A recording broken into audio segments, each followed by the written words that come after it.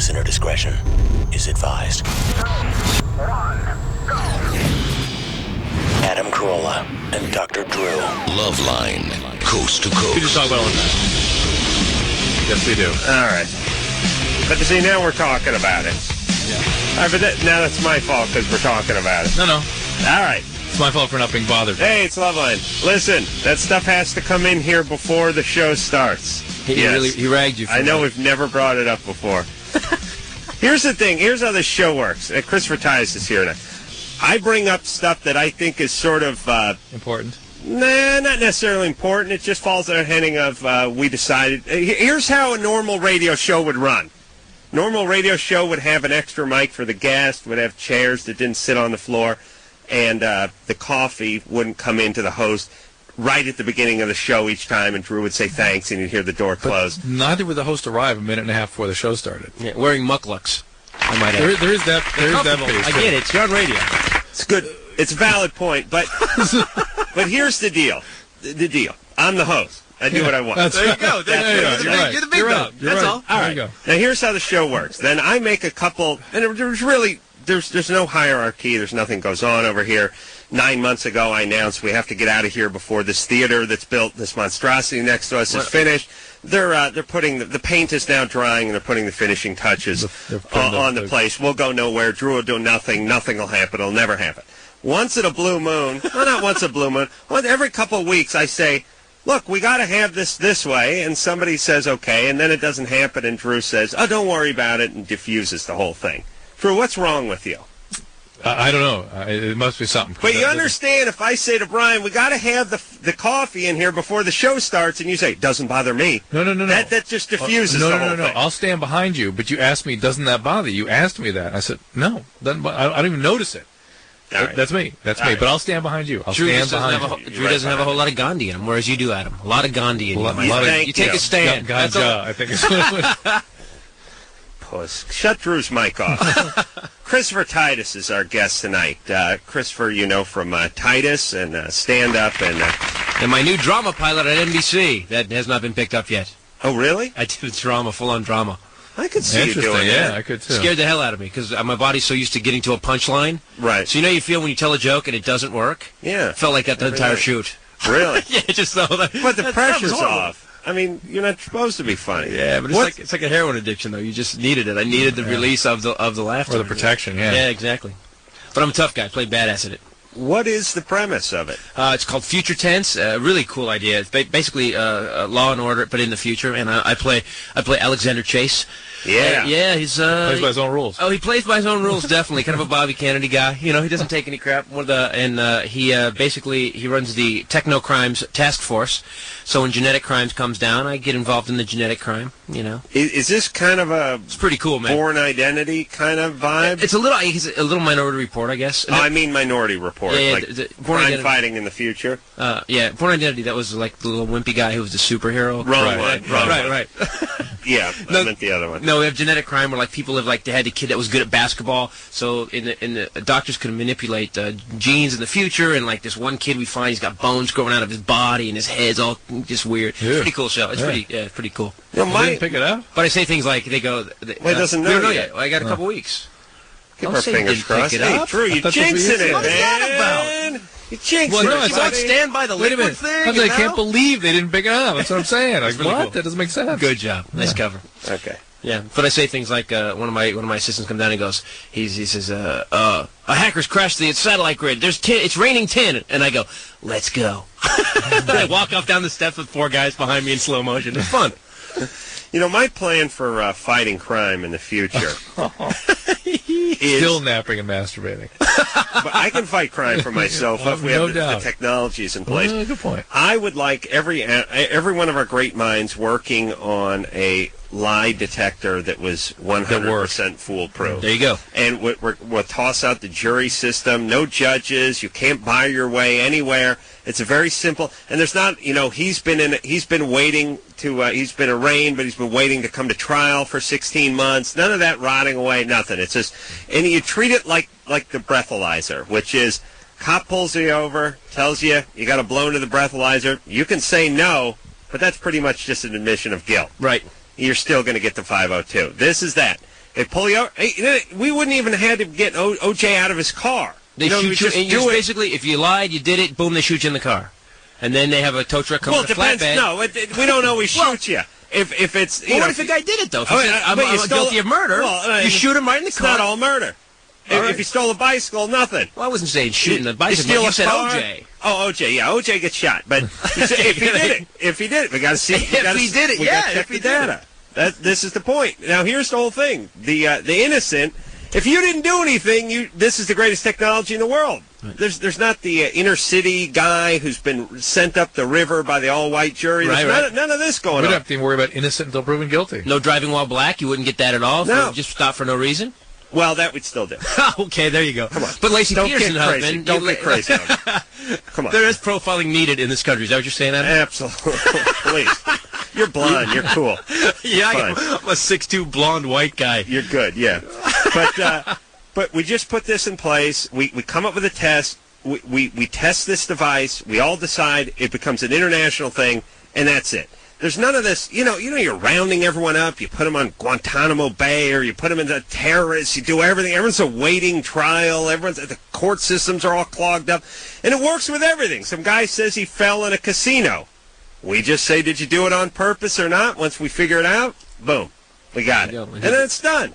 All the trial lawyers are out of place. All the judges, no work anymore. It's genius. Huh? Yeah. And Lacey Peterson's husband, we'd already know. We wouldn't have to go through the whole thing. Right. This thing's going to drag on. Oh, it's going to be horrible. And it's going to cost millions of dollars. Right. What? Do we need this? No. All right. No. And you know what the whole thing about that is? That, we've all, if you're in a long-term relationship, you've thought about killing your partner. You just have. At one point. Every day. You've thought about it. You have. Not every day, but once in a while. I've thought about killing Drew's wife. But you have those moments where you go, man, if they were just dead. And you don't act on it. You're driving back from the Home Depot, you got the big bag and the shovel, but you don't act on it. You don't move. You think, I'm going to turn some dirt over. You get there, you make a decision. You have the concrete bags in the back of the car, and you go, you know what? I'm fixing the driveway. You don't do it. You're right. So, anyway, this guy went too far, is all I'm saying. I think we can all agree that he probably did. Although I like there's little... No, he was 10 feet from Mexico with 10 grand in his pocket, his brother's ID, and a different haircut. Nah, he didn't do it. He could have been going over there to buy some tile or something. We don't know. You go, see the picture with the big beard down, the white? He got blonde. You see the picture? And his friend says he was swimming in the pool. That's why he got blonde. Yeah, sure. Swimming in a pool of peroxide. He was in the peroxide plant. A couple days in the pool. You've seen Mark Spitz before. I mean, went to Eminem's house. He went to Eminem's house and went swimming in Eminem's pool. That's why. Yeah. It's all right. Listen, you don't dump the body where you said you're going fishing. That's a bad thing. Because I found it directly where the boat was fishing. Is that right? Yeah. Like his lure was next to it from fishing. That's how it was right there in the bay, right there. Yeah, it's great. Because what happens? What the hell happens on Christmas Eve that fight breaks out? I don't know. And here's the... There's no chestnuts roasting on that open fire. What? Well, what's interesting is something I have to contend with in treatment all the time is that people with certain kinds of personality disorders attract other kinds of personality disorders, and so people with borderline disorders go to sociopaths. Mm-hmm. And she had that kind of wild look in her eye, that kind of borderline. If you look at her picture, it's because you thought, like, whoa, that's energy. Yeah, she was energetic. Yeah. Well, here's the thing. I was saying to someone at my office today, don't these guys watch TV shows? I mean, speaking of your future crime show, I have learned how to commit the perfect murder just from sitting home and watching the History Channel, watching all these forensic shows, TV. all the court TV, and everything. First thing is, something happens to your wife, they go right to the husband. Yep. And then the next move is there an insurance claim put out on the wife? And it's always inevitable. A week or 2 months earlier, they take out these big life insurance policies on them, and now... Listen, you and I know people follow patterns. Yeah. In all things. But this guy did everything. Adam's right. This guy did everything wrong. He had insurance policy, went fishing on Christmas Eve with his 8-month pregnant wife. Was like sold her car like 14 minutes after the cop showed up at his house. He's like, I'm trading the car. And wife, she's not here. And, right. It was like that fast. He did everything he wasn't supposed to do. They found a receipt for ankle weights at his house. And he can't produce the ankle weights. And ankle weights is the kind of, like my dad has the ankle weights I saw him wearing in 1964, and he still has them. You don't misplace them. Ankle weights, you're not just saying, what the hell? Have my ankle weights. You don't just lose them in the mall. It's not like you're jogging with ankle weights, one flies off, and you don't notice it for 4 or 5 miles. You look down, wait a minute. Well, if one did fall off, you'd make that big circle because you'd be off, and you'd eventually come back to it, pick it up, and go on straight. That's right. It would just pull you you would to the left. slowly veer. Slowly veer. Oh, yes, that's happened to me many times. Same with the wrist weights and the masturbation. Oh, yeah. All right. Let's. That's why I break to the left now.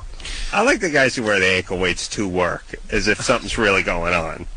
So I don't got the time to work out, but what I did is I took this coffee can, I filled it with cement, and I dropped it down my pants. There you go. And I'm working out right now. Drag about 40 pounds around with me every day. I have patients saying stuff like that all the time. They go, well, I walk from my car and up a flight of stairs every day.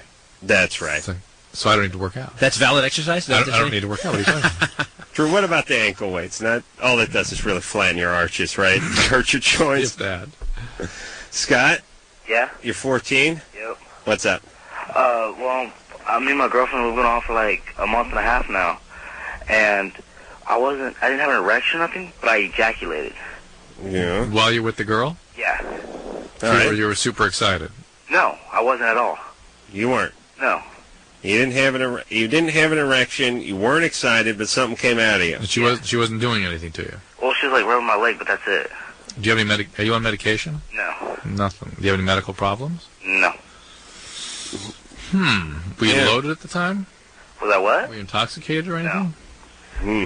I did a little bit of drugs, but not much. What? What'd you do? Weed. Still, this a bad sign. Casual ejaculator. That's not good. Just for no reason. Incidental ejaculator. Incidental, exactly. And no sensation. No. You didn't feel like you were having an orgasm? No. How'd you know you had one? Yeah. I just felt it. Maybe you it was just felt urine. it where? On your leg? I felt the wetness. Maybe a pigeon crapped on you. How do you know it wasn't urine? I went in the bathroom and checked. Wow. No. Drew says no. Drew says bogus. No, it's not. Do you masturbate? Yeah. Same stuff comes out of you? Yeah. And does it, just checking, do you get an erection when you do that? Yeah. And that works? Yeah. And you have the sensation? Yeah. Had you just ejaculated recently before this all happened? This morning. No, but I mean before this spontaneous stuff came out? Yeah. How long before the spontaneous emission had you ejaculated? About 6 hours. Maybe it's possibly something left over from that. Yeah, once in a while you A little bit of residual there? Yeah. My flume is not long enough, really, to... Yeah. But I imagine if you had a little dog leg or something and something could get caught up, you move the right way and it comes out. He says it happened twice in the same evening. I don't think he knows his sack the way we do. Scott?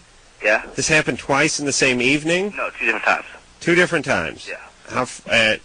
How far apart? One was on Wednesday and the other one was on Saturday. Are you sexually active? No. What should he do, Drew? I wonder if it's some other kind of problem, like a lymphatic obstruction or something. There are other things that can drain out. Why don't you have an erection when you're screwing around with your woman? I don't know.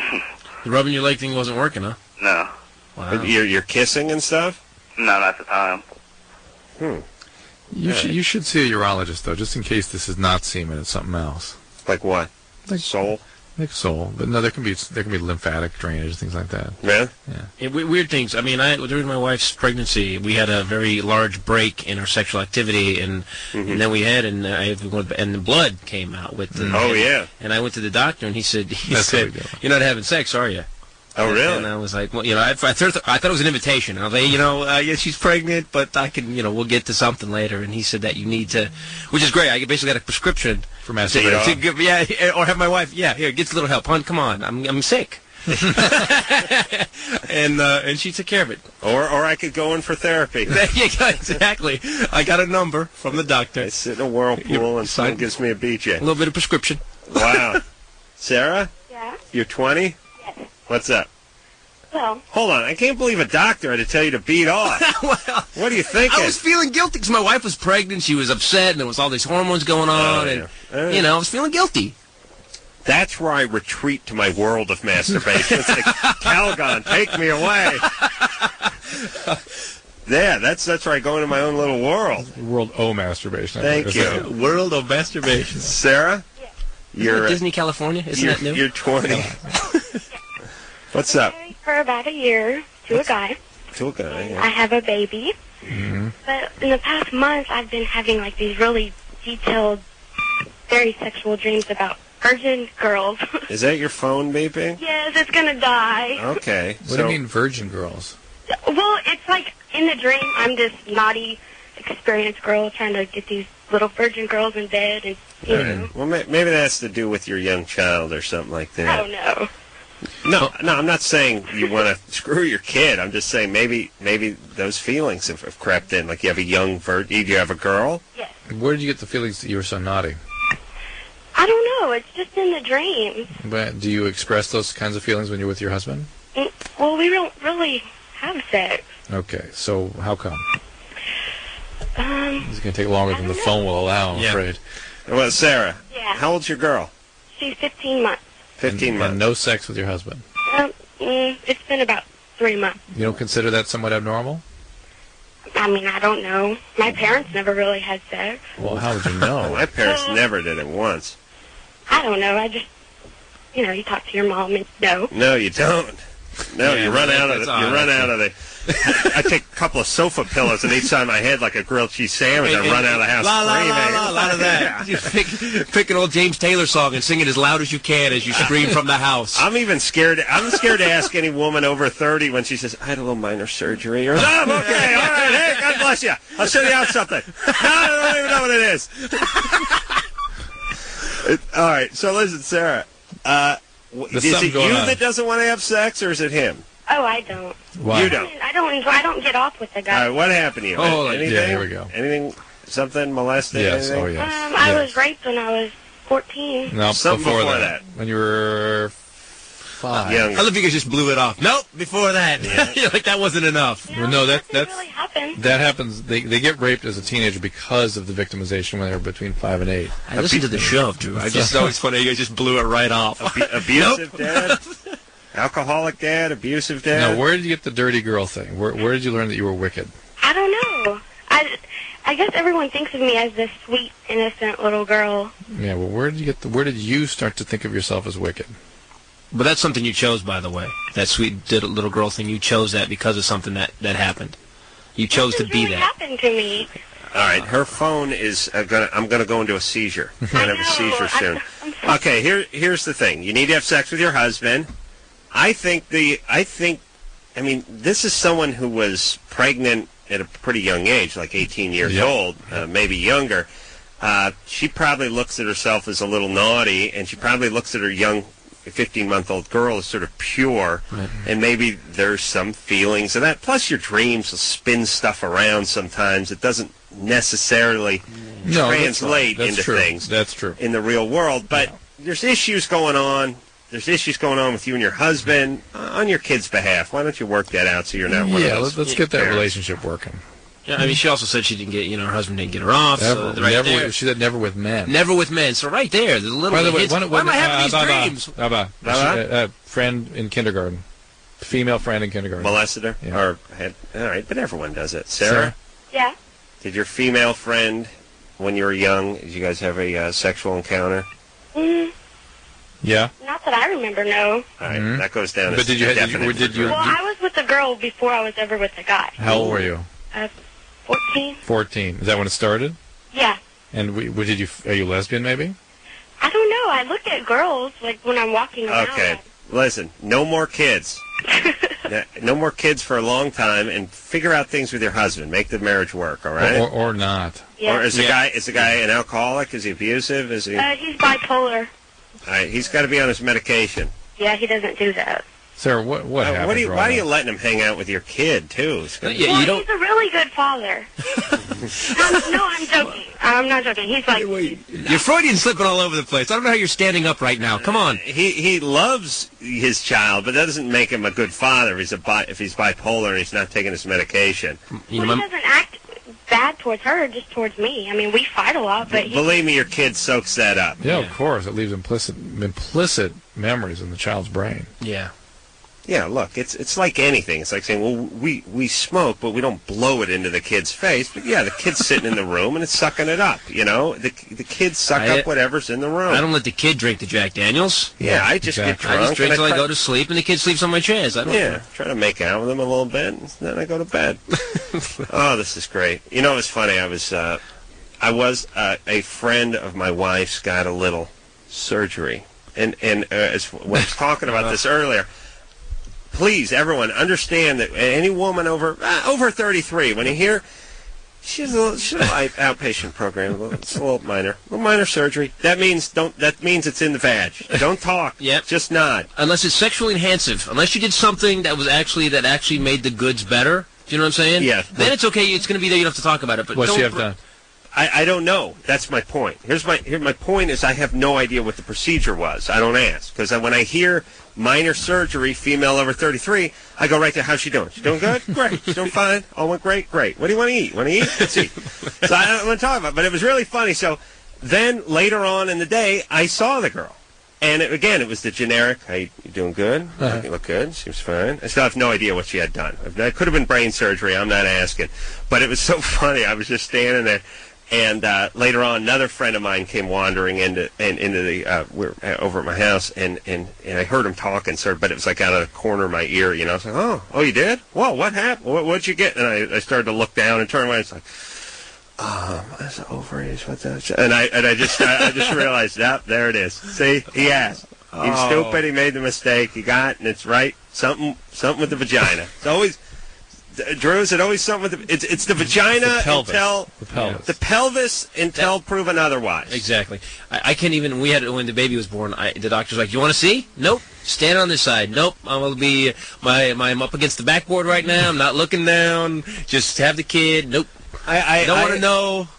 Chris, I've said the same thing to Drew many times. I think as guys, we may have outsmarted ourselves for a while. Oh, yeah. When we decided we had to film and help and breathe and do the whole thing. I think it was women asked us because, they invented a class, push and breathe. Guess what? No one's forgotten to do that. Push and breathe. No woman's ever went, breathe! Oh, thank God you were here. That's never happened. I know. Why are we there? I mean, the women, thank you for bringing us in. I appreciate it. It's nice to be a member of the team. But you know what? The old days, we were smoking cigars and we were drinking with our friends at the bar. My dad tells a great story of almost getting in a bar fight while I was being born. And you know what? That's a story I want. Yeah. Me too. I do not want to be there. Yeah, you're just there to be a punching bag, by the way. Yeah, so she can tell you how you've ruined her and nearly killed her, and it's all because of you and your fault. She was my wife's so sweet. She's turning to me. She goes, "I don't want to have a baby anymore." And the doctor said, if you don't start pushing right now, I talked about this on the sideshow. If you don't start pushing right now, I'm cutting off the epidural. And she went, and the baby went out in one push. She was in labor for literally 3 days. Just went bink, and there was clamps hanging down off her down there, which I don't see. Just clamp and the baby, and the doctor missed it, and the baby hooked one of the clamps and wouldn't let go of it, just hanging there. And the doctor's like, "Look at that! Yeah, it's not cervix de soleil. Pick it up." Okay. Here's my whole thing. Women want us to be a lot of places that we don't want to be. Weddings, functions, birthing rooms. And the fact that we really don't want to be there doesn't really factor in for them at all. As a matter of fact, it makes them want us to be there even more, which as guys we don't really have. If you find out that your wife does not want to be somewhere, it's better that she not be there. You don't want to be there with someone who doesn't want to be there. Right. But chivalry, see, it's the last bastion of chivalry. And I have a kid. You're here at this place that you hate more than anything, and you bitched all the way to the front door. Now shut up, quit bitching, and enjoy it. Christopher Titus is here tonight. Christopher's going to be down at the Wiltern Theater this Saturday, is it? We're doing a benefit. Me and some friends invented a charity called the Insight Project. It's for kids at 8 to 17 who have their adulthood's insight. See how it means two things? Yeah. And Jay Leno. Here's the show. Jay Leno, Bill Maher, Anthony Clark, John Lovitz, and myself. Jillian Barbary's gonna do a little intro at the beginning of the show, and at the Wiltern Theater, and we're actually doing really well. We've only got the upper deck left, and the tickets are hauling, and it's gonna be a great show, and it's all going to Hathaway House, Hathaway's Children's Services, and these kids on average 22 foster homes on average. Really? And the school kind of takes them and raises them and then puts them out in the world as neighbors instead of criminals. So it's kind of L.A. helping L.A. So, come on down to the Wiltern. Come on down there. And Leno and Marv are great about it. They're like, yeah, I'll do it. Jay said, yeah. Well, let's, I'll tell you what, we'll give you more information about where you can get the tickets and all that again this Saturday. Christopher Titus is here tonight. We'll take a quick break. We'll be right back.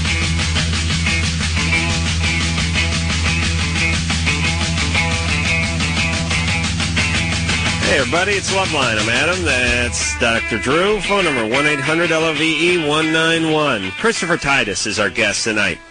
Christopher, you remember from Titus? We'll keep our fingers crossed for the new drama. That, Future tense. Maybe coming on NBC? NBC, man. I actually wrote an action comedy for NBC also that they bought. Oh, that's and then good. they dismissed. But we're still in the loop on that.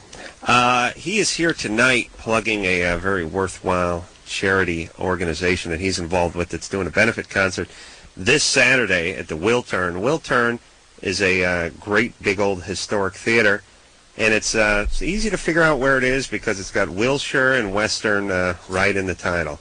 The Wiltern Theater on the corner of Wilshire and Western. Sell out in moments. I just don't think that people aren't aware. No one's. I don't think people got aware of it. I mean, no one's. I mean, when are you going to see a show where Leno and Marr are on the same stage, and Lovitz is doing comedy, Anthony Clark, we're getting him, on, and then myself. And this again this Saturday night. And if you want the information, you can call 818-461-9303.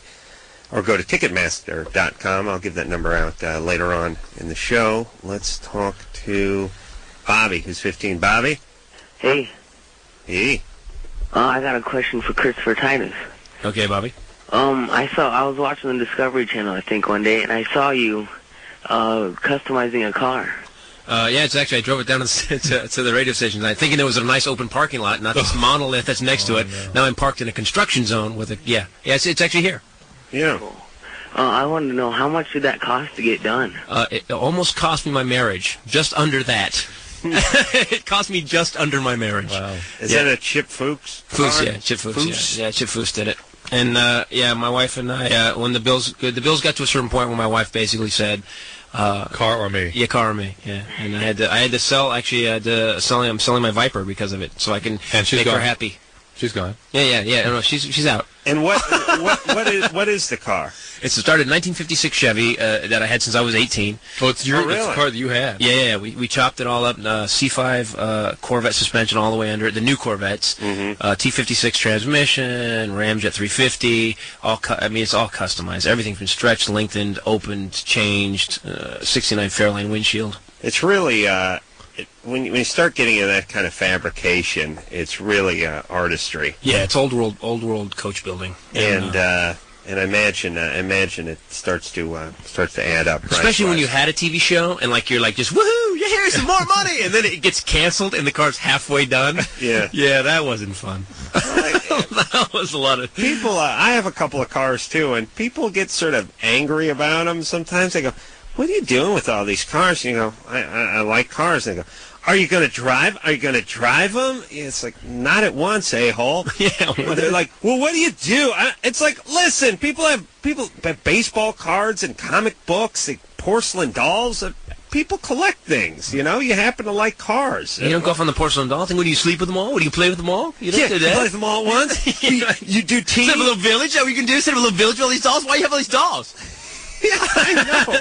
What are you going to do with that mitt that Carl Yastrzemski signed? You going to play with it? Yeah. You going to play with it? The ball in the lucite case? Come on, hit it around. Let's go. We can use it or what? Come on. Play some pepper. Come on, pussy. Baseball cards. Let me put in my spokes. Come on. We can use them. We're not using them? Yeah, at least with a car, you'll go out and drive the thing. You'll be the coolest guy there. Yeah, you can't drive you all give at the thumbs up or once. the finger, but at least you'll make an impression. People Drew's that way, actually. We're making fun of it. Although Drew really? Drew doesn't like cars, but he likes to think of himself as a person who likes cars. Yeah. Would you say that's fair? I'm like Charlie from Charlie and the Chocolate Factory. What's that? He likes chocolate, but never gets to eat any. Yeah, I mean, Drew, I've known you for 8 years now. Yeah. You've spoke enthusiastically about sports cars. That time. 2 cars. You've leased and bought a car. You for yourself. You've leased 2 cars since I've known you. Bought one, leased one. Which one did you buy? The 540. Bought the 540, drove it for 4 or 5 years, sold that, then you leased the second car. These are not sports cars. These are not second cars. You've had one car the whole time. Yeah, the lease car wasn't yours. It never was yours. One time. I had to put the tint on his 540. You let another man tint your car? You never let another dude tint your car, bro. Never let him modify your own car, man. What's that about? Okay. Jared? But his porcelain doll collection's amazing. Jared, you're 17. Yeah. What's up? What are you going to do with all those antique watches? You going to wear them all at once? Go ahead. I got a question about me and my girlfriend. Sometimes, like, a day or two after I finger, I'll get, like, a breakout on my hand, just in a certain part on it. And it kind of looks like poison ivy. I promise that's not what it is. I promise it's not poison ivy. Does it hurt or burn? It itches. Itches. And, like, when I itch it, it feels better, but then it kind of, like, burns. Is that herpes of the hand? There is such a thing. There is? It's called herpetic whitlow, but it usually gets in around the fingernail.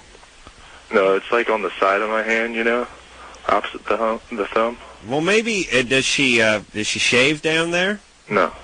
Then there goes that theory. But it could be some allergy to something. I mean, it could be some sort of an allergic reaction. But we're both virgins, so. All right. How much fingering goes on in your relationship? Every once in a while. Maybe once every 2 weeks. You understand that, Adam, can't you? Yeah, the bi-monthly fingering. Oh. I've not fingered in like 9 years. Like, there's just no fingering. At a certain point, there's no fingering that goes on in your relationship. Bi-monthly fingering. You can get that book at Borders, actually. The bi-monthly fingering. It's pop up. It's great. Bi-monthly fingering by Adam Carolla and Dr. Drew. So, Jared, is this aggressive fingering? I mean, might you be irritating yourself? I doubt it. So it's probably some sort of what's called a contact dermatitis. Is there any... What is she wearing when this happens? Clothes. Okay. Jeans, underwear. Underwear. And you're getting in around or under the underwear and jeans? Yes. Okay. Because it sounds like it's this part of the hand right here he's describing. The lower part. part. So this is Which resting part? up. Opposite of the. This is resting against something while this is doing the work.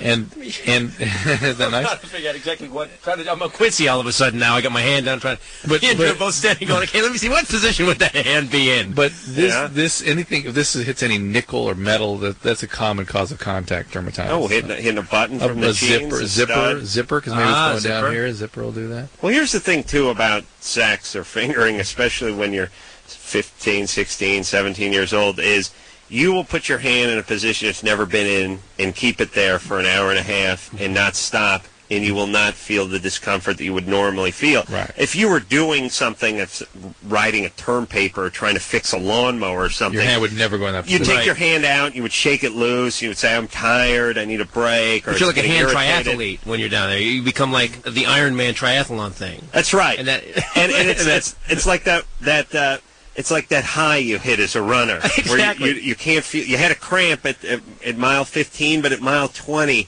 you don't even feel your feet hit the ground. It's just euphoria. You hit the wall, but then you got through it, and now everything's great. Yeah. But Drew, haven't spoken about this in a while, which is this is why people wear the skin off their kneecaps and didn't know it when they were having sex. If they were laying carpet or something, they would go, my knee, it hurts, I'm going to stop. And by the way, it's primarily men that do that kind of thing.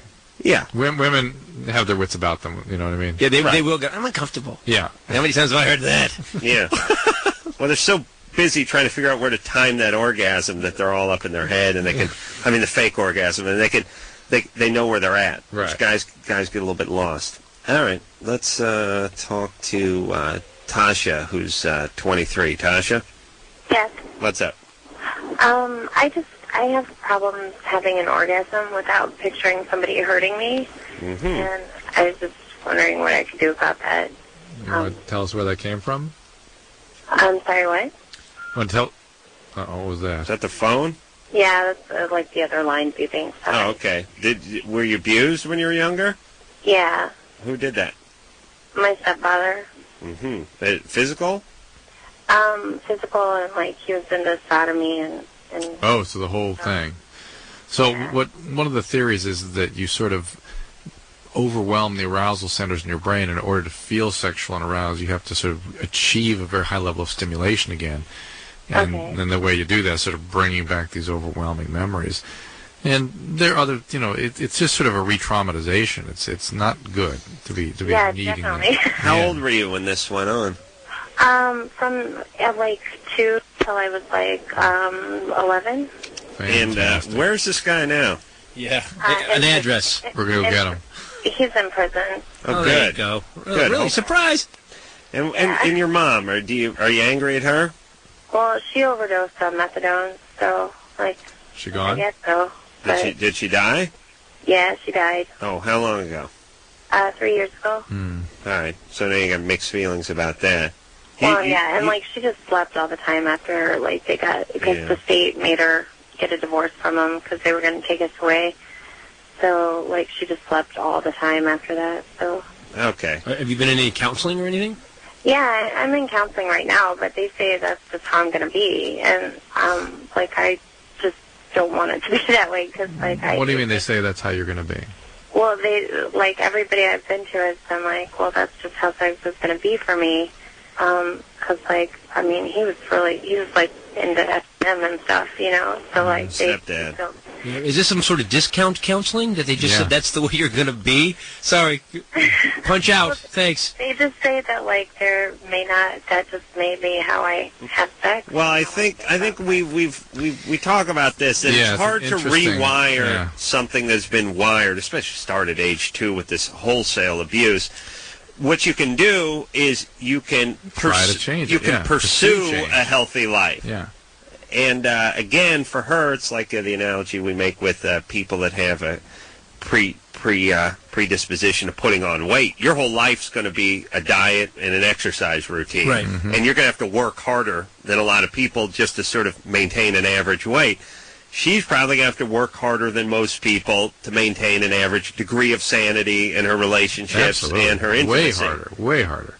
But it doesn't mean it's not something to shoot for. Yeah, and listen, the brain, although the wiring is set in her brain, we really don't know the limits of the plasticity, the capacity for change in the brain. And I don't know, I think about the three of us believe that there's always room. You can always. I was a drug addict, drinking, alcoholic. Mom was mentally ill. I was on the road to, and I fell into a bonfire. And that, the doctor told me the next day, hey man, as he's peeling the skin off my hands, he goes, when you fell in, did you breathe in or did you scream? And I said, I screamed. He goes, if you'd have breathed in the hot air, my face was in it. He said, right. your lungs would have collapsed and you'd have died. And I remember, it's my Reader's Digest moment, crystal clear. And after that, I changed my life. But some people need to go to that level to rewire. I mean, that's a major rewire. You know, if that's why I'm doing the benefit instead of asking them to push the kids into the fire. that moment, that moment of change, I'm absolutely fascinated by that moment. It's epiphany. Because that, I treat drug addicts all day long, and it's what we call getting it.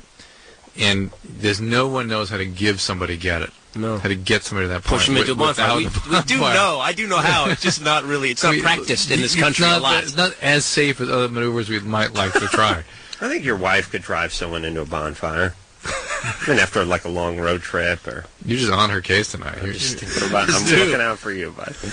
Christopher Titus is our guest tonight. He is doing a benefit with Bill Maher, Jay Leno, and John Lovitz, and many other notables. This Saturday night at the Will Turn Theater. You can go to Ticketron to Ticketmaster to find out. Go on their website, find out how to get tickets. Not too many left, so you got to hurry. We'll take a quick break. We'll be right back.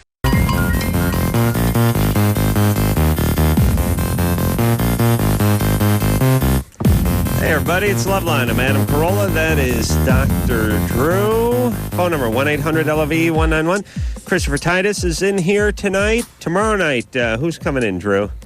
John McGinley. That's right. That is from Scrubs. Yeah, I'm very excited Drew's about that. favorite show. It's my favorite show, other than Titus. Which I'm so pissed off it got canceled. Almost used the F word He there. did.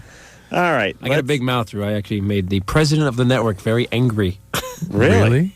Yeah. What did you do? They wanted me to change it. It's got to be, take some of the edge out. No, I'm not doing it. And at one point, I put my head down on the desk at a meeting in front of all the heads of the network, and they gave me an idea, and I put my head down on the desk, and I shook my head, and I got up, and I go, do you guys even watch the show? And at that point, I pretty much knew it's the wrong thing to say. Is there... That's kind of a Corolla move, isn't it? Well, the Corolla move is I'm saving you from yourself. Yeah, saving you from yourself. I've said many times. And so I've learned the lesson now. Now I go, that's a great idea. Let's see if we can make that work. Well, how many episodes did you do? 54. Here's how much I made them angry. We were 13 episodes from short run syndication. And I didn't use any swear words, and I did it. Just my normal attitude, just me being me. But can't you still syndicate shows like I saw like Action was syndicated after 8 episodes or 10 episodes. It's not syndication, but there's still a place that'll run. Yeah, it's like on Trio. There's like shouldn't have been canceled, and you know. Yeah, I mean, if you got 50-something episodes of a good situation comedy, does it have to sit on a shelf for eternity, or is there an outlet for it? I'm sure there will be. Someone will pick it up. The show was too funny, and Stacey Keach was too brilliant on it. That's true. He was good. Yeah. RJ? Oh, yeah. You're 14? Uh-huh. What's up? Well, first of all, you guys are awesome. Great. Yeah. It was a couple days ago after a party, and me and my girlfriend went home, and probably like 3 of my friends or so. Yeah. We were at my house, and me and my girlfriend were in my room. Yeah. And my friends were outside, right? And so, I don't know, me and my girlfriend were just doing my thing. Mm-hmm. And my friends were pissing me off and, like, knocking on the door. And they kind of scared me, and I slipped. And I made a, like, cut her with my fingernail. Mm-hmm. Her vagina. Yeah. Mm-hmm. Well, not, like, a gash or anything, but... Right. Blood drawn? I don't know. It's hard to tell, you know, down there. Yeah, it's no gynecologist. But I could tell that it was a scrape, and I was just wondering if... Did it hurt her immediately? Yeah.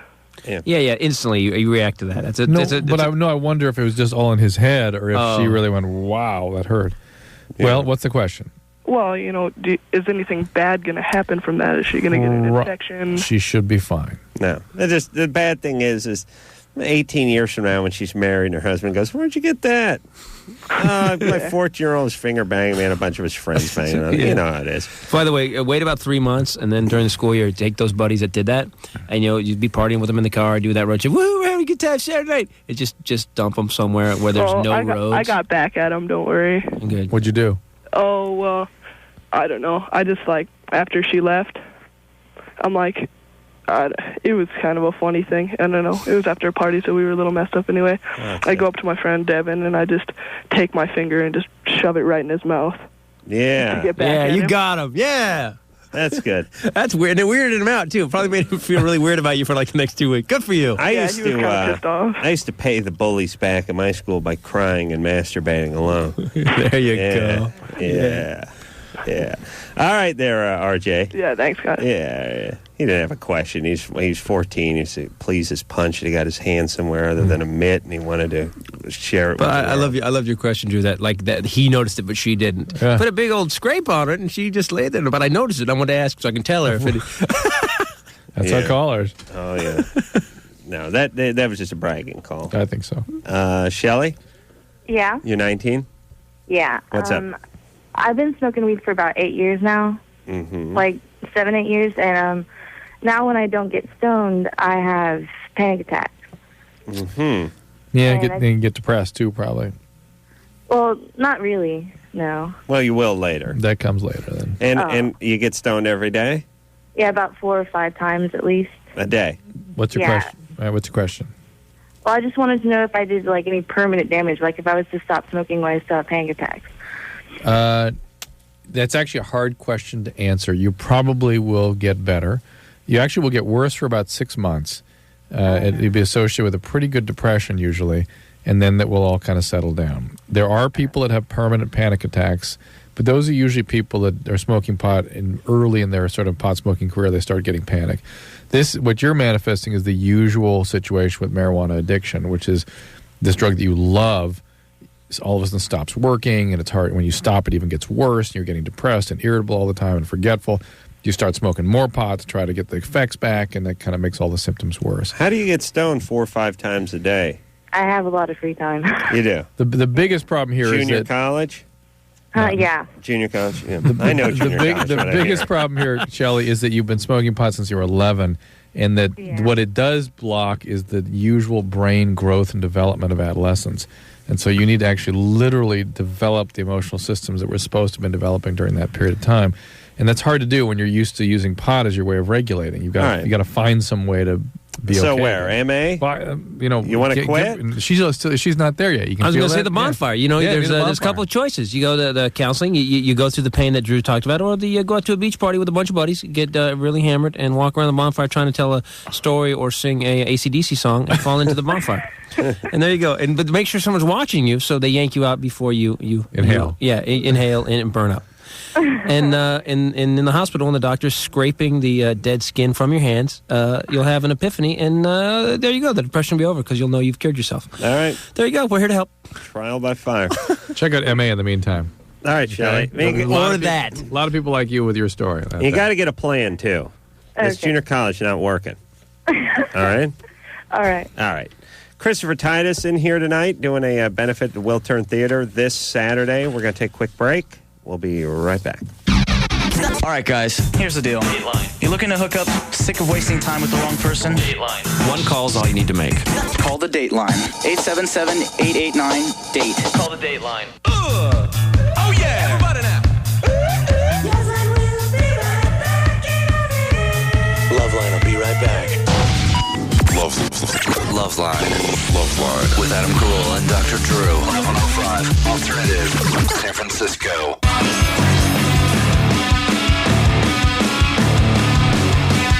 Hey, everybody, it's LoveLine. I'm Adam. That's Dr. Drew. Phone number 1-800-LOVE-191. Christopher Titus is in here tonight. Christopher is going to be at the Wiltern Theater doing stand-up along with his good buddy Jay Leno and Bill Maher. I wonder how Jay Leno and Bill Maher get along. They get along okay? They don't seem like the same... no, same dude. Same guy. I don't know. I don't know. I don't know. There was, I went to did Tonight Show on Thursday, and I was talking to Jay about the benefit, and he goes, ask Bill if he wants to close or what, have a flip a coin or something. I was like, it's just no matter level of fame you get to, it's still that. Well, who's going on late? There's still like someone has an attitude about it, has a problem with it. But yeah, I think so. I think they get along. I mean, if I get along with both of them, no. But Jay's a true car guy, and I'm sure, Chris, you talked to him about... Did you ever see him like in a club, or did you only see him on Tonight Show? I have seen Jay Leno, not in a club. I actually saw him at the amphitheater do his act years ago. It was really funny. He's hard, man. He was, everyone says in Tonight Show he's too soft, but man, when he's in a live performance, he's got some really hard stuff. Yeah, he was. This is 1,000 years ago, but I don't even know how somebody got me tickets or something. But it was a really good show. So you can see him, and it's kind of nice if you only know these guys from doing this sort of PG stuff on network television. You get to so glad ABC finally got. ABC, that Bill losing Politically Incorrect was kind of a blow, but man, the new show on HBO is really good. Have you seen it? Real time? Yes, I have seen it. Pretty harsh. He's getting he's actually better now. I think he's so great on the show. Yeah, he does. Yeah. Are the tickets going to be expensive to the thing? No. It's $35. We only have $35 and $50 seats left. I mean, we sold all the big money seats. And is it? We have a couple. If you want to, it's another number you can call. If you want like a $250 seat right up front for the charity, it's you can call 818-461-9333, and we'll get you those. We only got a couple of those left though. 818-461-9333. Yeah. And again, the money is going right to. Right to Leno. Cars. No. Wants to buy an old Indian motorcycle. That's why I started my own charity with some friends of mine, because I would go to these charities and you read in the paper like 45% due to our staffing, and 45% only goes to charity. And I was like, no. We're gonna do one event a year. The Insight Project will do one event a year, and between like 86, figured out because we just paid for the theater. 86 and 95% of the money goes directly to the charity. How much does it cost? Now, what is that? Pretty pricey. 2,500 seat, 3,000. It's only like 1,600 seats. Oh, it's 1,600. They remodeled it.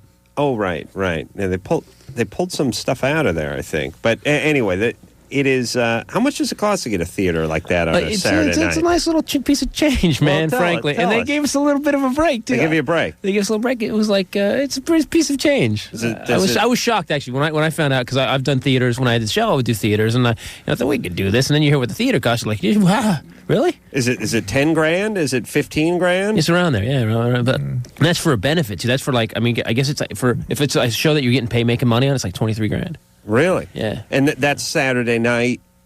price. I mean, there must be a Tuesday night price. It You probably think give like you a it's little like break. $50. Bring a chick with you, and you get to rent the theater. Fox is free. See the English letter calendar girls. Papa do run run playing the infield. And they're 85, but they're sha-na-na. Bowser signing autographs. Eliminations noon. No. Qualification noon. Eliminations under lights. Yeah. You remember all those commercials. I love those. I lived 1 mile away from Fremont Drag Strip, man. I lived those commercials. It was great because they would take the song Fox on the Run by Sweet and they would blare it in the background, and then the guy would just start screaming stuff, and you couldn't hear. It's like, Shirley Cha-Cha, I'm a Chi-Town hustler. Yeah. And he'd create some sort of thing where he goes, Big Daddy Don Garland says that's his trophy this year. Shirley's got other ideas. Some go, some blow. Yeah. Sunday. That guy is Scott Mason's friend. Is it? Oh, really? The real guy? What would you just? I always thought it was like three guys because it'd always be like Sunday. I always thought it'd be a great voice of the Terminator. It should have been that guy instead of Arnold. Yeah, the guy was awesome. And once in a while, like as the commercials, these old drag strip commercials, any kind of racing commercials they used to do, they would once in a while he would start telling you how an engine worked. Like he'd go like, nitromethane, drop it on the ground, stop it, and throw a match on it, barely nothing. But put it inside a 500 cubic inch heavy liquid dynamite! And it's pure hell. Oh, yeah. That was great. I love those guys. It's a gut-busting sport of warriors. And it was always... And then there's always... And Hang Glider Bob will do the halftime show. Like Hang Glider Bob would get on a motorcycle and jump 15 buses. Human stick of dynamite will climb inside a styrofoam cooler with nothing but a crash helmet in his wits and blow himself up. Will he do it? We bet he will. Bring the kids. And Cokes are $4. There's always some band you never heard of. It's always like Papa Do Run Run or some Kiss. It's always off band. name. It wasn't like the Sha-Na-Nas. It was like the Shy-Na-Nas. It was always just a little off. Like there was one letter missing, so it wasn't really the good guys. Specially erected stage in the infield. Shy-Na-Nas and Kiss are going to be performing. The Temptations. Yeah, English leather calendar girls. Tara? Hello? You're 21? Yes. What's up? All right. I have a question about menage a trois. I heard you talking about them earlier. Mm-hmm. I had one about 4 years ago with the Texan! Oh, okay, sorry. two guys, and I really did not like it. And now I've been with the new guy for about 2.5 years, and he's been talking more and more about a menage a trois with another girl. Why would you even consider it if it was something you really didn't like? Well, she did the two guys Well, the first time. the thing is, I'm bisexual. I've had girlfriends before, so I myself would enjoy it, but I'm afraid... But your vagina...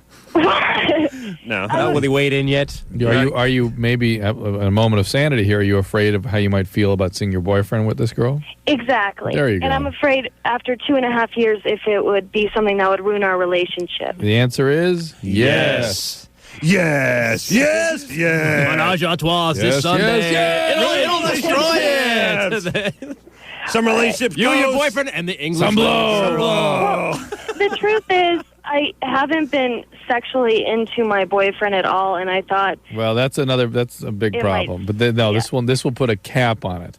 This Take will a monogamous relationship, add one slutty transvestite chick, liquid dynamite. Next caller! Wait, why don't you find out what she does for a living? I'm just curious. Something to do with serving people either liquor or ass. Yes. Tara? Yes? What do you do for a living? I'm a waitress. Ah, right. Man, so there's serving going on. Well, Okay. I'm putting myself through school, so... I see. The junior college? Oh, Drew, please, yes. And what does your boyfriend do? He is a cook. He's a cook. And you guys are stable and everything's working out? No, it's not working out. Everything's fine except our sex life. She's not into the guy anymore. Oh, I see, because he's not chaotic. My car's great. It's real shiny. It doesn't run. Everything's great, but my sex life. That just doesn't... Yeah. Right. It's just hard because I've gotten more into wanting women again because I've been with one guy for so long. And See, that to me means you just want some chaos. You want some closure. You want to shake it up. You want to shake it up and probably end this relationship. Well, you're 21. Maybe you're done. It's 2.5 years. What do you think? Well, and if you like women, why don't you do this? Instead of having your boyfriend, why don't you just wait till you know when your boyfriend's coming home and have you and 2 women there, and there you go, and then it's over. You can just move on instead of going through the evil and the ugly of it. Just get it done, or just step up and go. You know what? It's over. Yeah. All right. Okay. Have a foursome. Get one of the guys. Get Bowser from Shut On, one of the English letter girls. I can't, I listen to your show all the time. I'm working in the garage in the car or something, and it always amazes me that people reveal themselves so quickly on the show. Hey, everything's great, I love him to death. And then like 2 sentences later, well, he smacks me around on Thursday night at 8, and then then we don't have sex, and he's got a girlfriend. What? I find that frustrating because it kills me that what people put out as their life or their relationship is such BS. And there's so much BS everywhere in the media and our society that we have to go, no, stop the BS. Tell us we know that's not what's going on, thank God. Tell us what's really going on. All right. Let's move forward and speak to LaDawn, who's 23. LaDawn? Hey. What's up? Hey, what's up, guys? You guys are great. Thanks. My boyfriend is exceptionally large. Mm-hmm. And by that, I'm saying he's about 9 inches. Mm-hmm. And we've been dating for about 4 months. And the first time we were together, it hurt really bad, and he had to stop. And so now, just gradually, I kind of got used to him. And one night, we were having sex, and he went really deep, like where it, like, popped. And it hurt him, and he stopped. Oh, his penis? It hurt him. Penis cracked. Well, that's big. It hurt him. His penis cracked? No, he hit, like, you know how... Well, when you go so deep, there's like a wall. It's your cervix. Yeah. Well, I wish I knew that. I don't know that. Basically, it just straightens out. You can tell by the cars I drive, I have one of the smallest penises on the planet. I'm the big boy. I've heard of the legendary wall, but I've only heard tale. I've never actually seen it or felt it. My dad used to get us to gather us around and tell us about the wall, the mythical wall that none of us would ever see. Here's what happens here, gentlemen. One of you will have the ring. The penis goes up to here, and when it does, it sort of flips this over. It straightens it all out. He's got the book, the anatomy book out. So what happens? Here, and this thing, it gets up to the cervix here and pushes even further, and actually the uterus will even flip up, and that's the kind of popping. That's like, so the uterus flipping was the popping? Yeah, probably. Oh, that's like, not a good sentence. It hurt. Not bad. Yeah. We're looking at a picture Drew's showing us right now, and your uterus flipped over. Yeah, you rolled your uterus. Yeah, like when you blow those things at a party as a little kid, you go... That's pretty much what happened. Oh, wow. That's exactly what happens. That pretty much is exactly what happened. Wow. Yeah. So that's not a good thing then. Yeah, but so you just gotta keep him. You gotta keep a certain depth. Yeah. So you know what? Get a Sharpie and graduate his penis. There you go. You mark off. It's like Plimsoll line. Yeah, exactly. That's right. Love grommet. So Mark Twain got his name. Love grommet. Yeah, I have this idea for a grommet. It's one of those. It actually inspired me back in the day. Christopher, you'll probably know this. Motorcycles, they made a grip called the donkey dick. I guess I'm allowed to say that. Yeah, they did. Yeah, that's what they called it. They actually did. And it was a motorcycle grip that didn't come out at the end. Didn't have that rubber end. It just was straight. Just slid over the bar and stopped. And if you used one of those, or even if you used a regular grip, they had these donuts, these little leather donuts, so you wouldn't pinch your thumb in the clutch and the whatever. Right. And so I decided if you took one of these, made it a little thicker, and you put it around your penis, it would act as a sort of bump stop. There you go. And you get a little recoil action, too. Kicks you out a little. Don't have to work so hard. That's what I'm saying. Difference between playing in high tops and playing in Hirachis. There you go. You know what I'm saying? I play in high tops, my friend. All right, so maybe the love grommet would work. I don't know. If definitely on that guy. Definitely, and she didn't say he's big. She said he was long. And didn't say was he beefsteak or beer can. You gotta. He could do that maneuver that maneuver you've patented with the being able to maneuver the penis with the full. I can't grip. do that. I know, but this guy could do that. Yeah.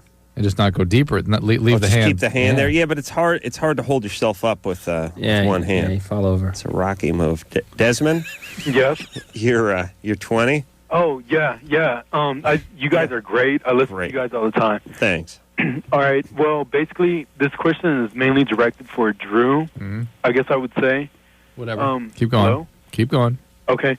I'm with my girlfriend now, and I've been with her since last June.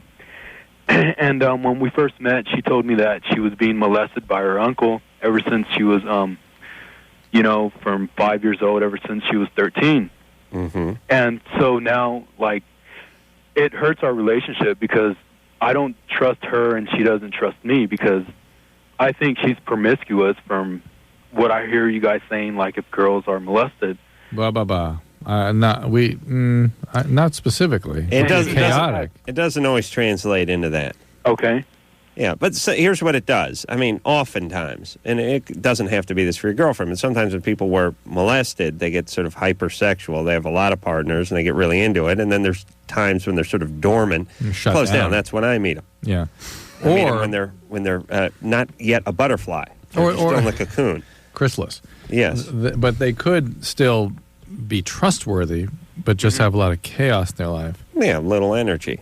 Like, we fight, like, every week, dude, and I don't know, like, she doesn't trust me at all because, like, I go to school and she'll ask me, did you see a girl today or whatever? Yeah. And I'll be like, yeah, and then she's like, well, you flirted with her, Well, here's the thing. Is she getting any help?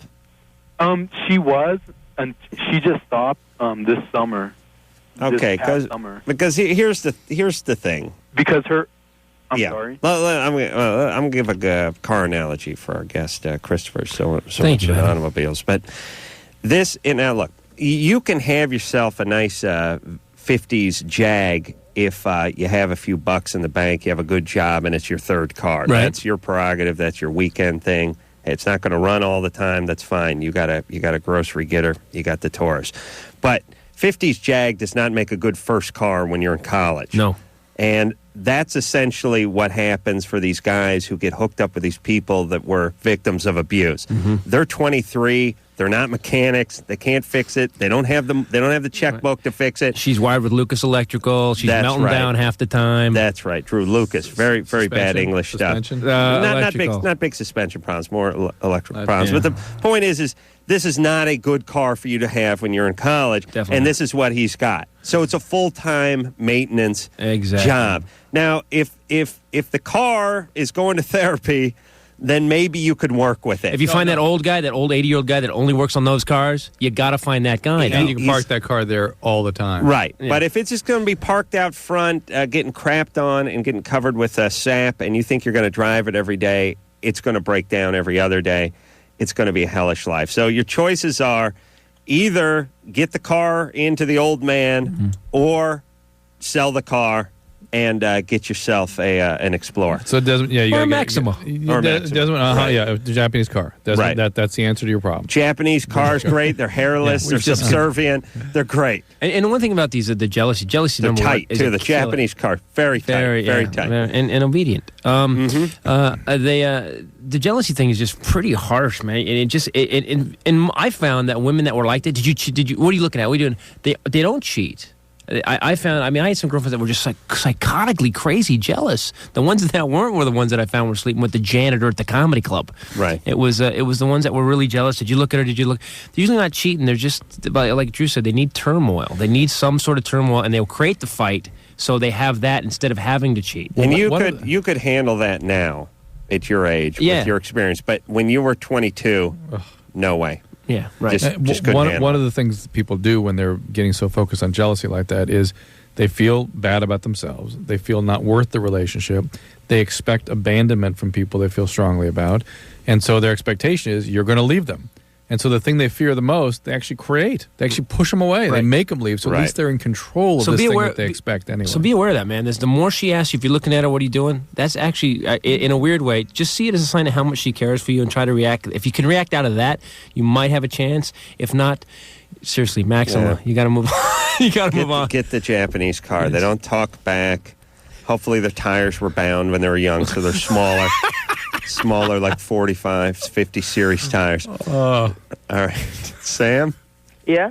You're 14? Yeah. What's up? I had a question for Chris. Mm-hmm.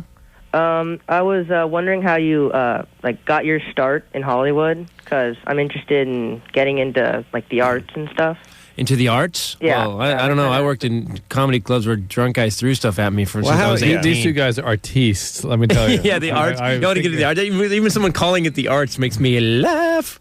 How did Paul you, Lind, why? How did you get started? I had no other skills. I fell into the bonfire the year before. I had no other skills. Wanted to be a comic since I was 5, but I had a dad going, "What, are you kidding me? No way in hell. You're not talented. You're a schmuck, whatever." Right. And so finally I fell in the bonfire, and then when the doctor said I would have died, I said, "Well, I'm going to be a comic. Whether I suck at it or not, I'm going to try." Right. And I went up on stage, man, and I just, I got to tell you, man, here's what you got to know. Hollywood is this big, there's 55 concentric walls. And right now, I'm maybe 4 walls in. Adam's about 5 walls. Man, 4. You got 2 shows, five walls in maybe. Yeah. But and Brad and actually Nicholson is in the center. Nicholson and Harrison Ford, and then there's and then Brad Pitt's not even at the center yet. He's like 2 walls out of the center. Right.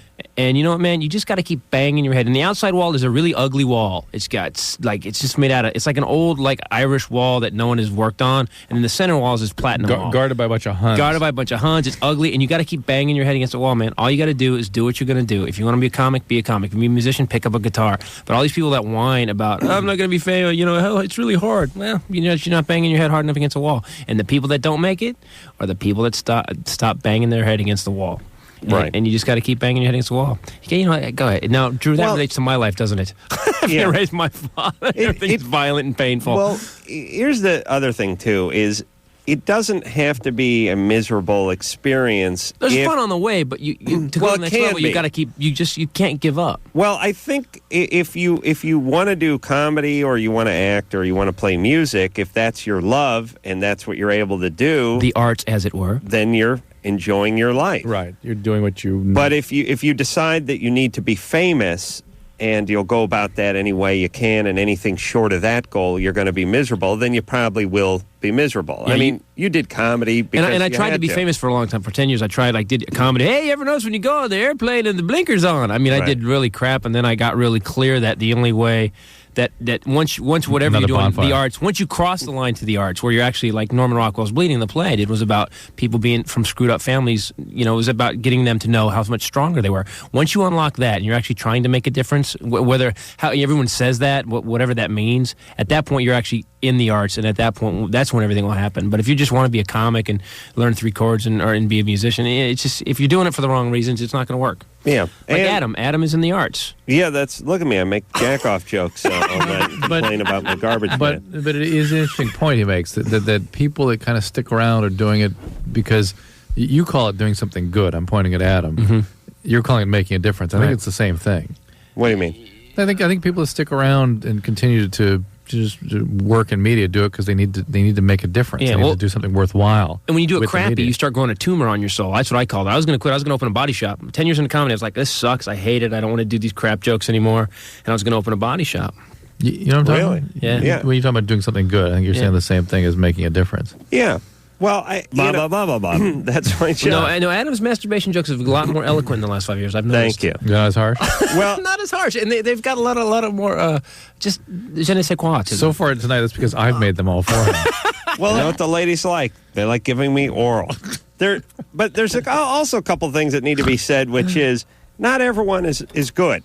There are people that are bad. Mm-hmm. And if you're a bad musician, if you're a bad computer programmer, if you're a bad comic, if you're a bad actor, you might not work that much. And you don't deserve to make a living if you're not good at doing something. Well, that would be really a case, though, for being able to accept reality.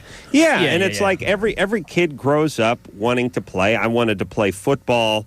Everybody wants to be an astronaut, wants to be a professional baseball player. But at a certain point, you realize that you do not possess the skill to play at that level. I can't race motocross. Reality sets in, and you must earn a living. Sometimes in show business, I think people get so fixated on somebody keeping them down, or it's who you know, that they never confront that reality of, hey, maybe they're just not good enough from a skill level to do it. But no one faces that in a relationship or anything. You don't just go, you know what, I got to accept that I suck.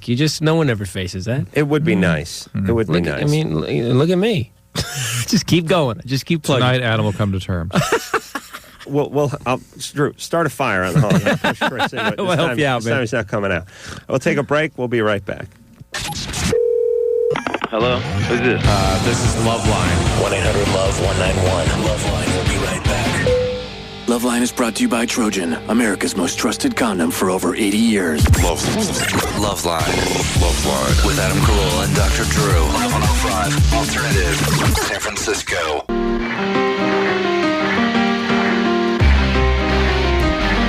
Hey, everybody, it's LoveLine. I'm Adam. That's Dr. Drew. Christopher Titus is our guest tonight.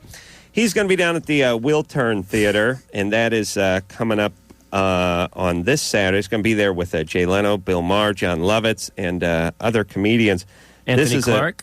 Anthony Clark. This is I don't know when you're going to get guys this big together under one roof ever again. So go down to the Wiltern, and it's for a real good cause. The money is going to Chris's charity, Hathaway House. Which does what again? They basically take in kids 8 to 17. These kids, like if you're 4 years old and you got cancer, there's money thrown at you. They're throwing money at you. Yep. But if you're 14 and all you have is an attitude because your parents were dicks, right? You're pretty much screwed. So these kids would end up throwaway kids, which would be homeless kids breaking into your house without Hathaway House raising them until they're 17 years old. And Chris plans to have a whole new department there, the bonfire therapy. Yeah, bonfire therapy. I'm starting that.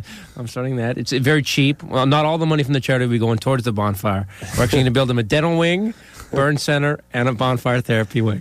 Well, I think Chris is saying what we've known from doing this show for quite some time, which is this is you invest a few pennies, and it's really pennies on the dollar. I mean, when you talk about welfare and having multiple kids out of wedlock and prisons and judges and court-appointed this and that. I mean, these guys at 14, 15 may not be costing us too much just yet, but believe me, they're going to have an entire adulthood of substance abuse, taking up beds in county hospitals, crime. It just cruising through your neighborhood, going, you know what? I wasn't raised right. I hate my mom and dad. No one helped me, and you know what? I want to break into that guy's house. Right. Maybe a home invasion robbery, but we can avoid all that at the Wiltern Saturday night. That's right. And also these guys. I mean, just the cost to society that these people and none of them are going to pay taxes because they're going to be in and out of prison or working under the table. Possibly employed by me working on one of my But because houses. of Hathaway House, these kids won't. They'll be tax-paying members of our society and neighbors. Yeah. You know, one of the, well, hopefully not neighbors. Just trying to not Adam's put such a, you go darker spin and darker spin.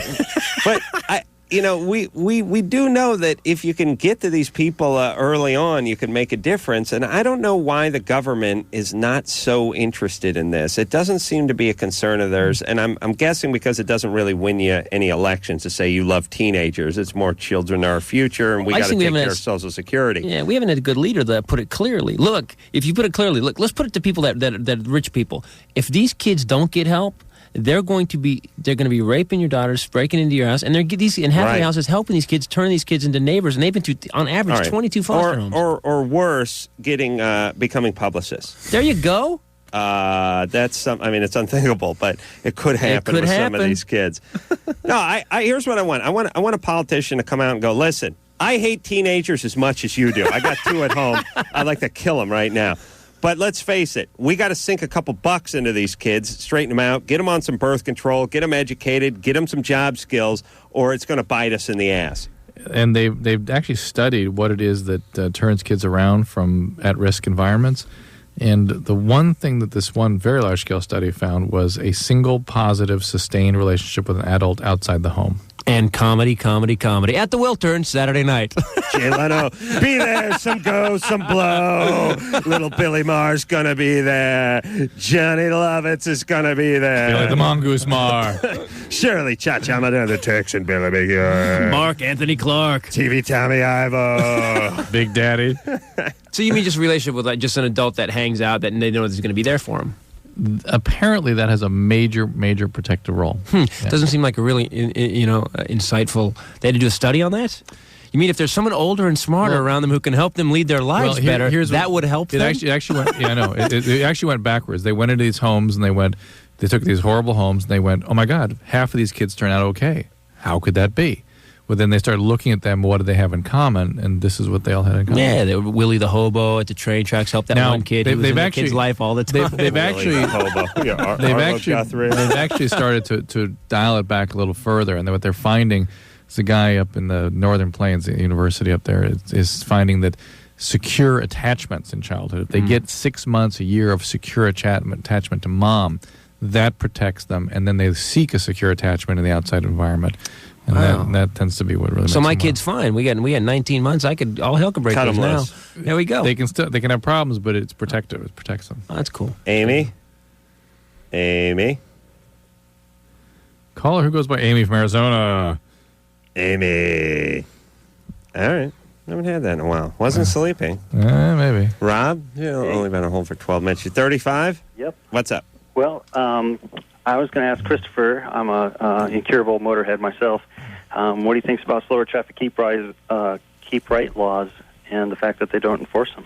What kind of keep what laws? Slower traffic keep right and why they're not enforced. The laws. Wow, that is the silliest question that I could. I think you should move to Germany if it pisses you off. Yeah. Wait a minute. I like slower traffic keep right. No, I like it. But I mean, I'm just saying that. What do we do? Shoot them? In Germany, if someone rear ends you in the fast lane, it's your fault. Yeah. Right. Exactly. That's what I'm saying. Move to Germany. Do you think I'm gonna?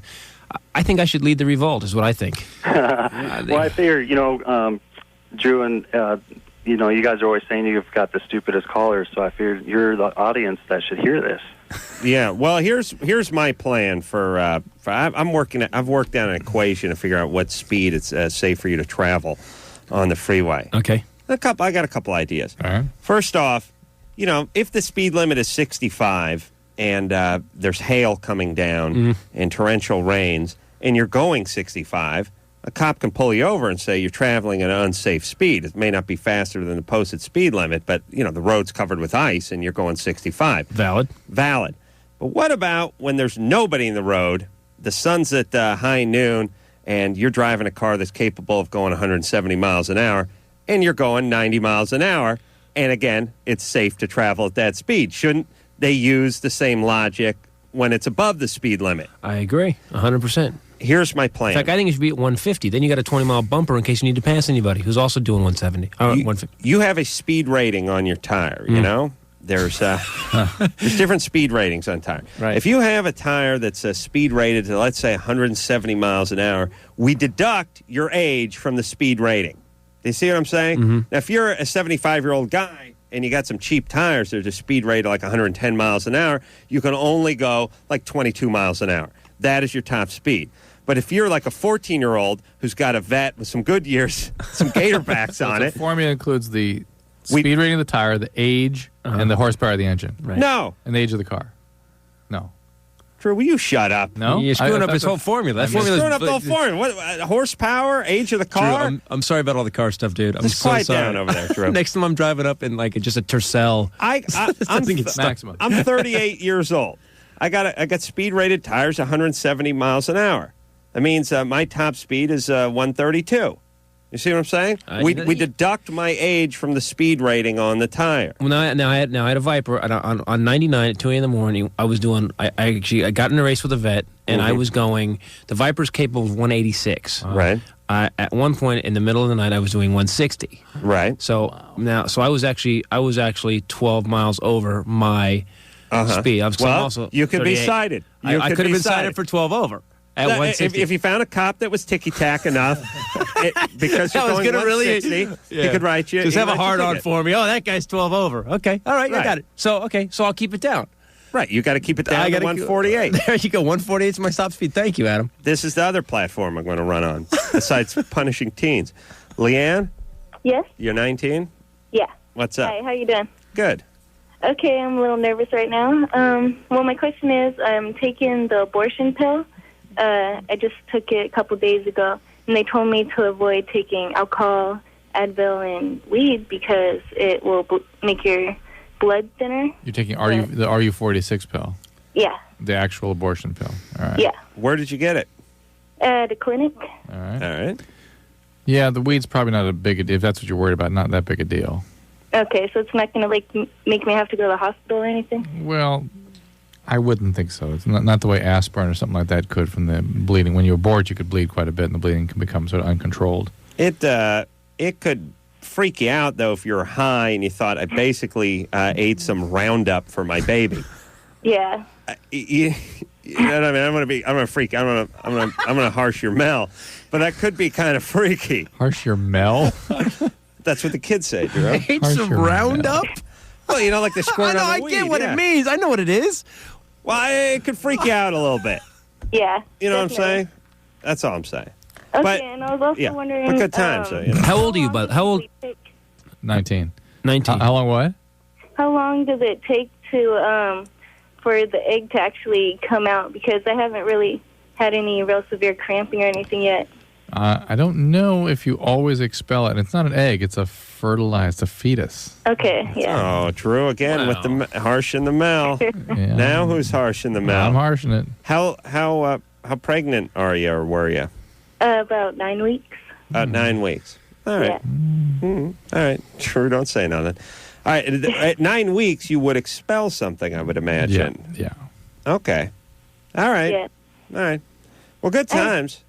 You know. Thank you. All right. There you go. That's all right. She's doing great.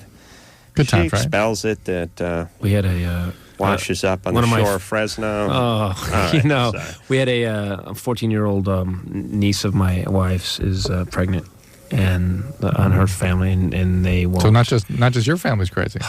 You know, I married into my wife's great. I just married into this family. It's good, and she's 14, and you know, I talked to the mom. Calls the house today. Hey, how you guys doing? I'm like, hey, I'm going to school. I'm going to be a paralegal. And I go, how's the kid doing? They say, oh, you know, she's pregnant. Yeah, she's 14. And we had like a big talk about it. And she's like, "What are we going to do?" I guess in California, if you are of 13, they said if you're 13 years old, I don't understand that you can be a parent, have a 14-year-old pregnant, and you don't have any say that can stay or. That's a Billy Jack rule.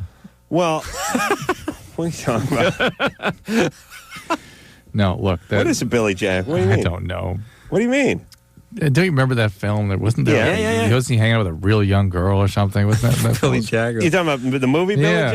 Yeah. Way Well, back. he was protecting this school of sort of misfits up on the hill. You know, Indians trying to do their thing and be That was free. all The the white man. that was wanted all to- the Billy Jack movies. Sheriff kind of looked like you, Christopher. I got Yeah, news well. for you. All right, but yeah. So what Christopher's asking is if your child is a minor, is under 18, You can't force them to have an abortion. you can't. I don't think so. Not in California. If they're over 13 or I think it's over 14. all right. Well, all I know is it seems so wrong. Yeah. just you let this kid, you know. you better get this new future tense series off the ground because you got another. Well, this is the same masterpiece. kid. This is the same kid that set a firehouse on fire when she was like 9. Firehouse? She set a firehouse on fire, which I think she's pretty smart. She gets irony, which I thought that was pretty cool. That's pretty smart. That's almost funny.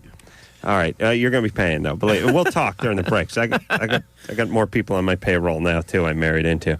Drew's lucky. Now I talk a little smack about his wife, but his wife's dad owns a hardware store. It's no good to Drew because Drew's pure puss. But having a dad who owns a hardware store is pretty cool. I mean, a father-in-law is pretty cool thing, right? Did Drew hook you up with a discount? Are you high? No. Oh, because Adam's the. I would if you come over and build my daughter's treehouse the way you promised 2 years Take ago. a picture of the site. I'll show it to my boys. Of the site. I'm going to have it surveyed. I'm going to shoot some elevations this Buy weekend. some steaks and some of that red ribbon. Put that around, and Adam will be over. Yeah, there'll be a guy at the transit. He's wearing a reflective vest. He'll be there about 6 a.m. on Sunday. Basically, going to dig a 6-foot trench around the tree and then leave it there for 4 weeks. That's what's going to happen. Get ready. Titus is here. Christopher Titus it is. Take a quick break. We'll be right back. You know what I'm saying out there? Adam and Dr. Drew will be right back on LoveLine.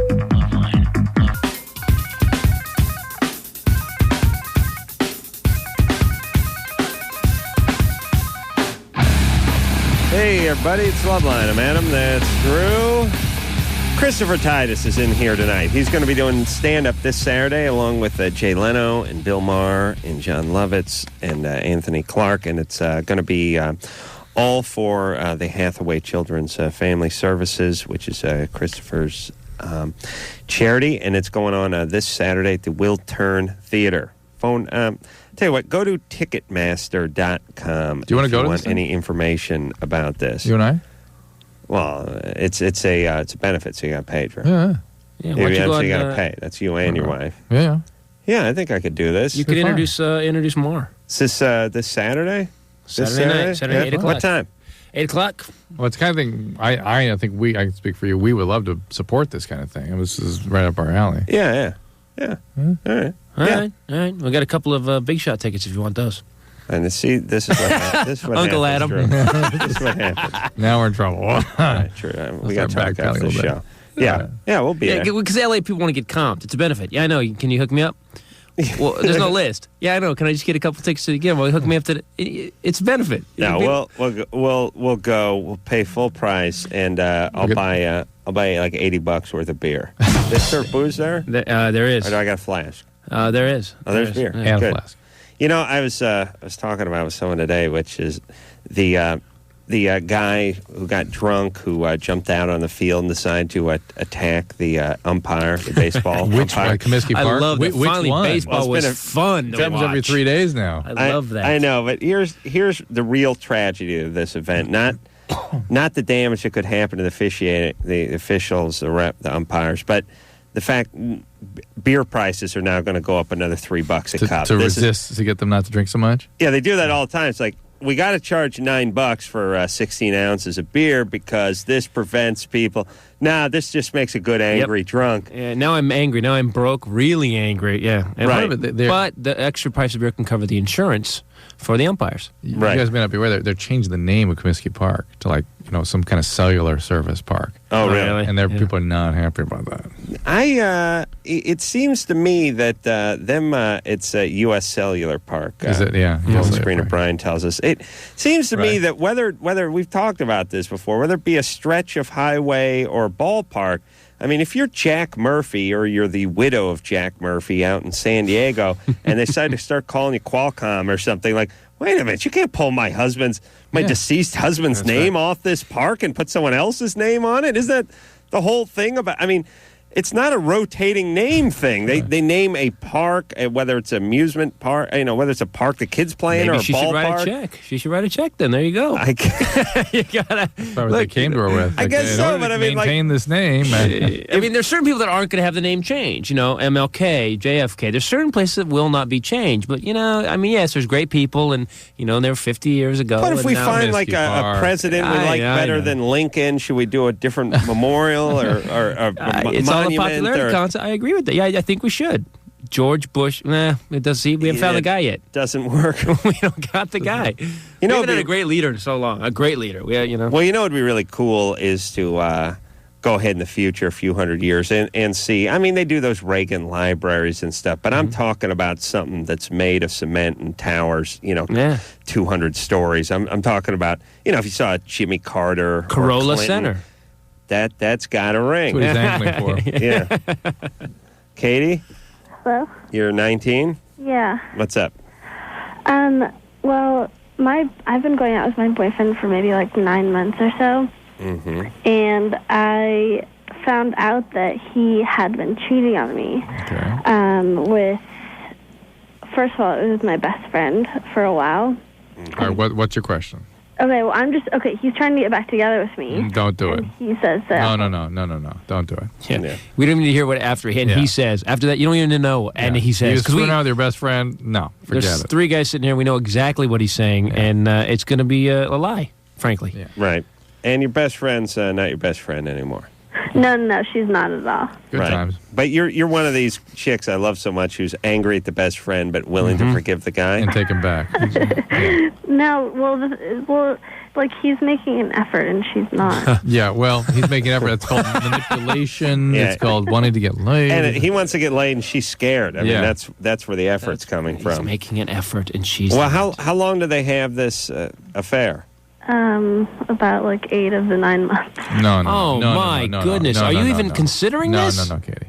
And shouldn't he be getting back together with her? I mean, seems More like he with spent her. more time with her. He says that he did it for his ego. Yeah, okay, whatever. Well, at least he's being pretty honest. At least he's frankly coming clean on that. But you know what? I mean, are your parents together? Your parents stay together? Yeah, they are. No divorce?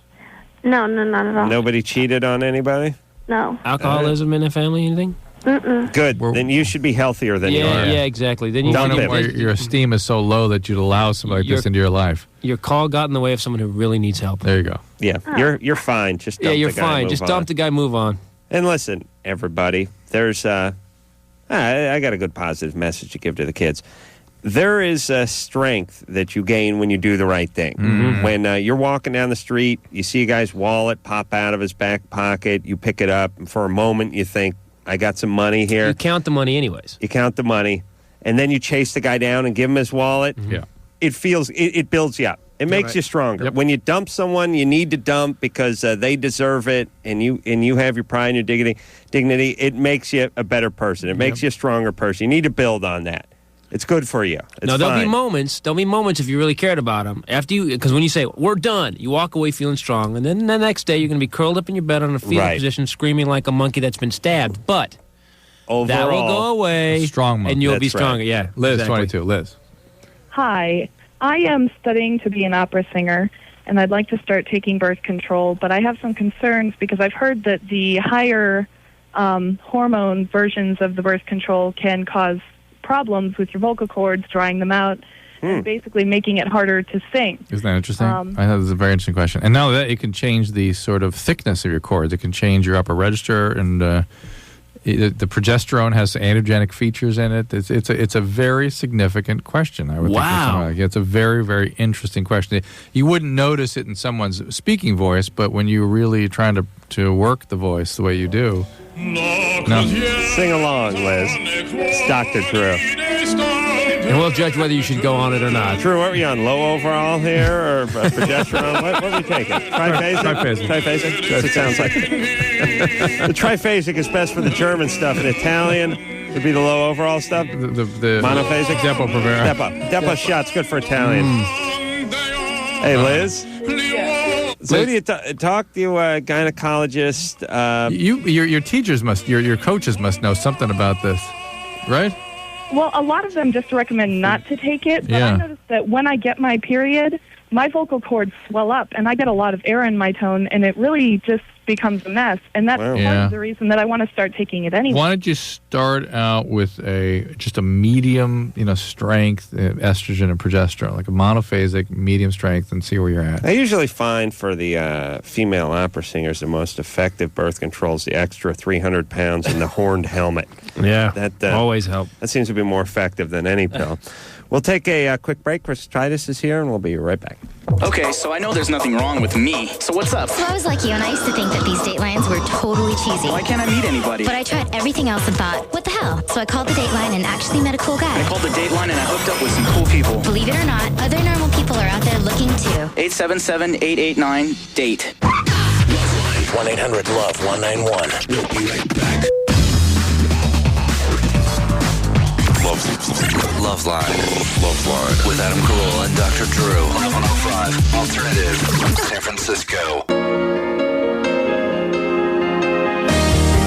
Well, that's the show, everybody. We'll keep our fingers crossed for Chris's new NBC pilot.